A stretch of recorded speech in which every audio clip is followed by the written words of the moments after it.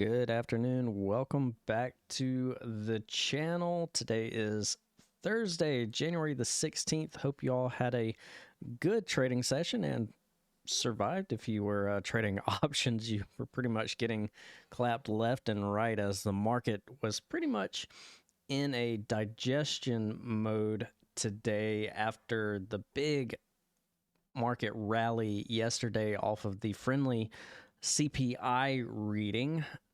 Interest rate sensitive stocks outperformed today, such as utilities and the REITs.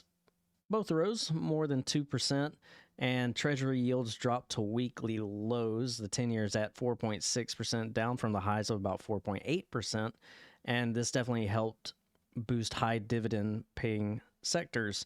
Now, it wasn't all nice and pretty out there. The big story today is definitely on Apple, which we'll let this load up. There you go. Apple just absolutely getting destroyed today. News out of China, lackluster sales, and and the iPhone sales dropping to third place behind Huawei, and there was another one. I can't remember the name of the other one, but that report definitely hurting Apple. You can see here on the daily, we pretty much rejected the daily 50 and moved sharply lower. And this was kind of the case for all of the Mag 7 stocks. Pretty much the entire Mag 7 was pretty weak altogether. Tesla took a little bit of a hit. All those guys pretty much weighed down the market, and Apple also kind of dragged on the Dow. So did United Healthcare with its post-earnings slide. And you know, it's interesting because the rest of the market did fine, to be honest with you. A majority of the S&P 500 stocks actually closed higher today, and we can really confirm this by looking at some of the other spots within the S&P, such as the equal weighted S&P 500. The equal weighted S&P 500 actually closed pretty well up about almost a full point, 0.8% there, and the mid caps also performed pretty well also. So it wasn't really a broad issue today. The market was really just technically digesting yesterday's move. And yeah, I mean, even here on the Dow, you can see that we're inside day. Small caps did fine. The VIX did close up 3%, so that is something that we will need to continue to monitor. But for the most part, it has cooled down from the highs from a few days ago, still in a squeeze. But yeah, the big story today was definitely Apple, which Apple is now down 8% year to date so far, and Apple continues to be a little bit of a sore spot for the market. Now, looking here on the SPY on the daily, we can see that we're still in a neutral spot, and we are now in a mid-compression squeeze. So we've now officially entered just a regular squeeze situation here. On the SPY on the hourly, we can see that you can confirm that with the sideways price action still holding against the trend line here off of this daily wedge situation. So key thing here, if the SPY wants to continue to push higher, we have to get above this hourly 200, which sits at about 595, and that would also put us above the daily 50, which also sits about the 595. So that's going to be my key thing here for the SPY tomorrow and maybe the next few days. Monday is a holiday, so markets will be closed there for Martin Luther King Jr. Day. And as far as downside, we're just going to be watching this 589 level. That would be our breakout and breakdown of the CPI newsprint. So we definitely want to keep our eye on this level. We start to break that, then look out below, and we could get that gap fill, and things could also get nasty from there. So we'll keep an eye on that. Let's go on over to the Qs.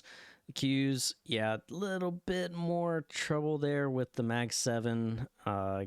Slight gap up off of TSM earnings, and we just kind of gave that all away. So key thing here is still, if they can hold the gap at about 511 and some change, then we could see some further downside pressures. But I don't think that's going to be. Well, I wouldn't say it's going to be. It's not, obviously not a guarantee, but we'll see if they can hold on for sure. I better choose my words carefully there. But it is interesting to note that the Mag 7 had such a tough time today, whereas the rest of the market did just fine. If we look here on the hourly, we can see that we're still in a neutral position. We're still in a daily squeeze. We're holding the hourly 50, and yeah, you can see that 513, 511 zone. If we continue to hold this zone, Qs can still be fine to push up to the hourly 200, which sits at about 520. But yeah, if we start to break down, look out below, get a quick gap fill to 505, and I do want to bring up the histogram here on the S&P futures, because you can see it a lot better here. Let's see, let's bring this up. You can see here, let's remove the drawings.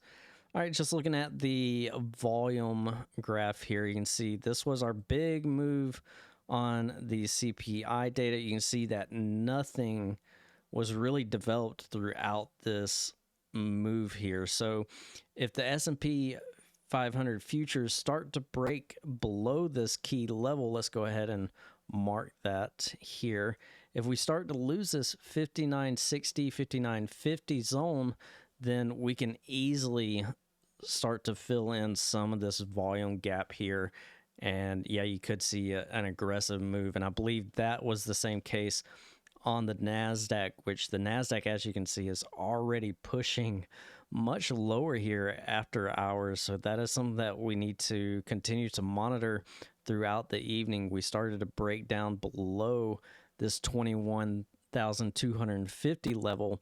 And as you can see, there's not much volume development off that CPI newsprint to kind of, build support off of. This can easily just fill up, and we'll get that volume filled out within the next, however long it needs to take. So yeah, that's what I'm paying attention to right now. Here's your daily intraday chart of Apple. You don't see this too often, where Apple just does a complete nosedive, just absolutely brutal. In swing position news, yeah, I did have to close my Johnson & Johnson play, so let's go ahead and examine that and just kind of see what happened. Now it is interesting. It's still a max bear here, and the squeeze is still in play here. We actually had a high compression squeeze dot yesterday, and we're getting this opposite trend move on the squeeze momentum.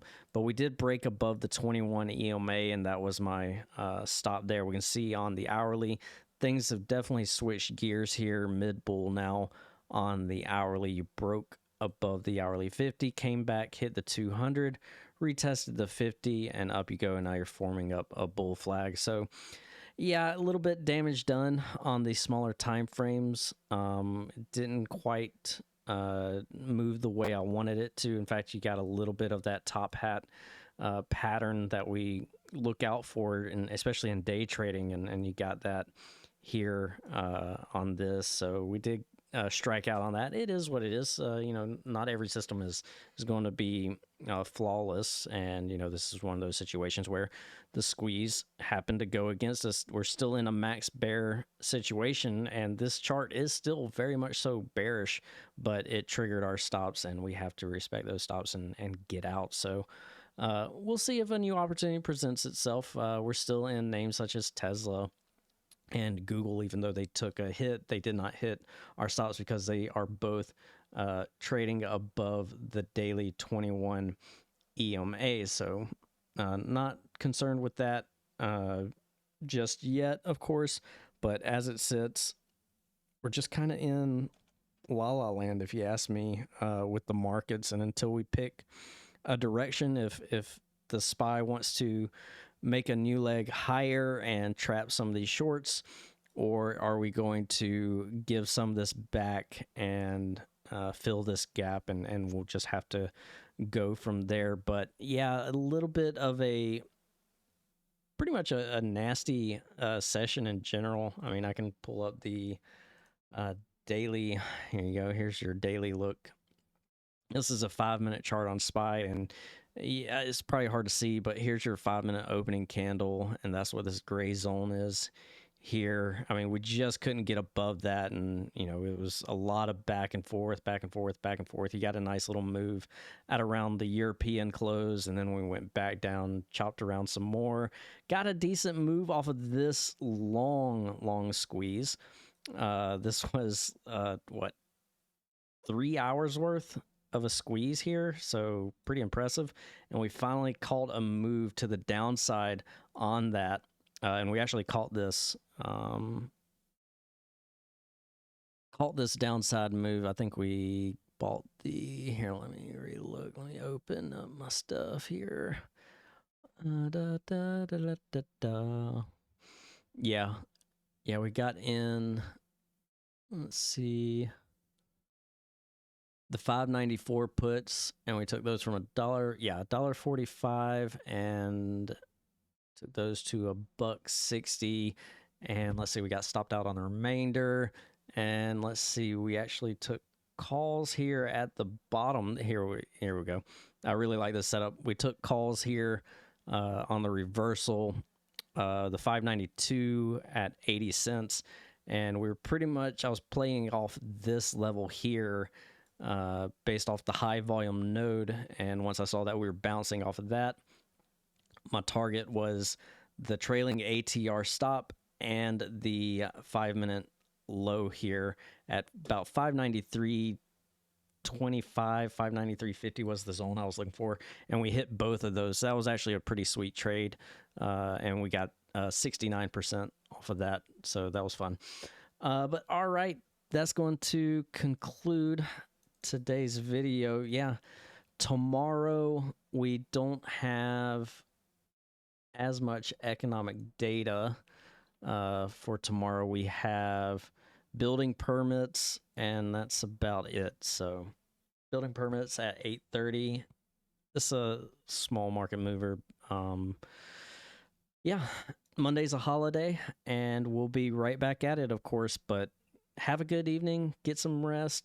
Tomorrow's last day of the work week, and we will get back at it. All right, guys, have a good one. See you in live.